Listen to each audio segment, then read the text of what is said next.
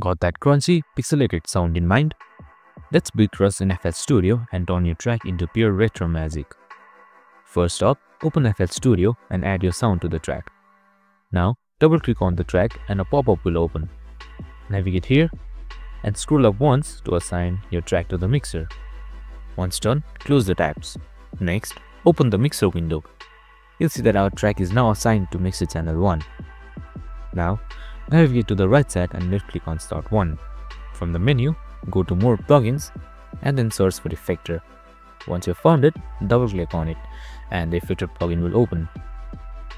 Before we dive in, let's listen how the audio sounds without Bitcrushing.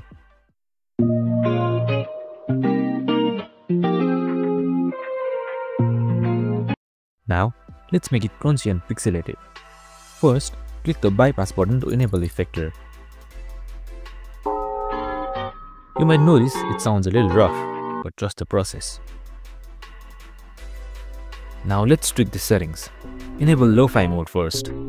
Then adjust the X parameter and Y parameter knobs to get the exact Bitcrush sound you want. You can also play around with other settings to find the perfect balance of your choice. And bam! After some tweaking, it's done.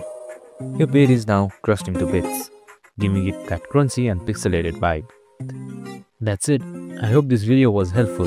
If it was, make sure to like and subscribe for more of our related content. See you next time.